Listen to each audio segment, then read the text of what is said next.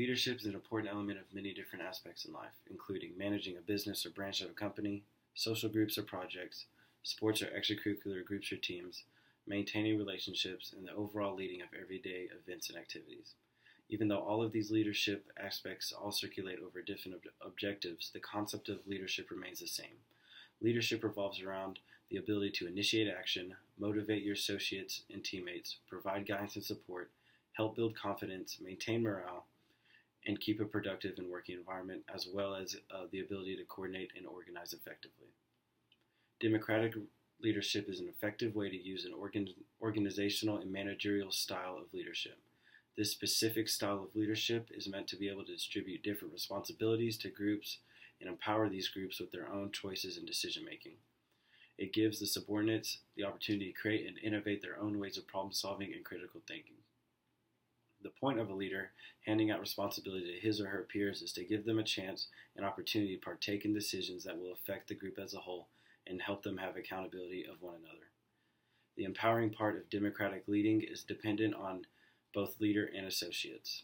The point of empowerment is to give both sides of the spectrum a chance to participate and be responsible for the work that they are partaking in. The job of the leader is to educate and train his followers properly so that they have all the necessary tools to execute their task efficiently and properly. The job of the associate, however, is to absorb the information given to them and be sure they know how to perform their task in a way that they are supposed to. There must be clear-cut communication, acknowledgement of instruction, and feedback so that there is no gray area on what is needed and nothing missing to complete a task.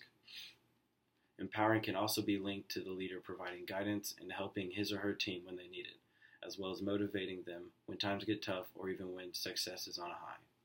But it is also up to the leader to control the egos of his team and to always keep the leader humble as well as him or her team.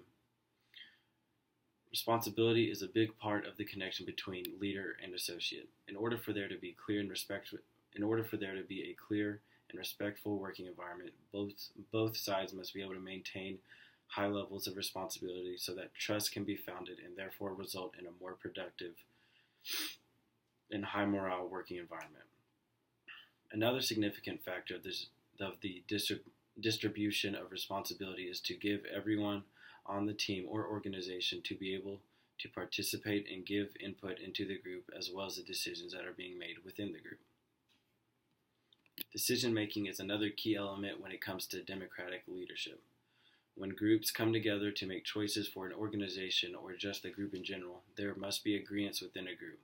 The leader in a group has the option to act as a mediator and to oversee the decisions that the group is putting up for discussion so that he can add comments of his own, stop any hostile conflict that may arise during the debate of a choice or decision making, and even to evaluate his or her own associates to see how they act with organizational decision making.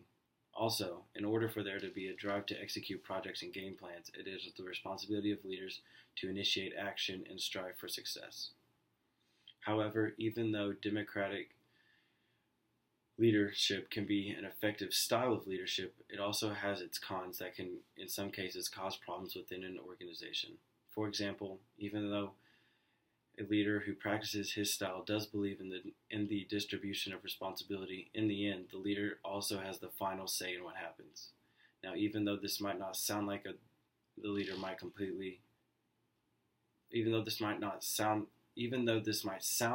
the people who come up with the decisions do all that work for nothing, the only time a leader might completely disregard a decision made by his peers would be if a leader felt as if there was a miscommunication along the way and that something doesn't align with what the original objective was. Part of being a leader is putting your trust into a team and admitting when there might have been some type of error made by him or her, or calling out the one responsible and handling it appropriately. Another con could also be the process of decision making might be in a way slowed because of the amount of brains put onto one specific task. Even though this might reduce productivity rate, it could also make sure that the result of the task or project is a well thought out choice made by all members of the team. However, even Though there can be cons to this type of leadership, effective and clear communication can always help remove these obstacles, as well as being able to critically think as these problems occur and help your team overcome, which is part of being a leader.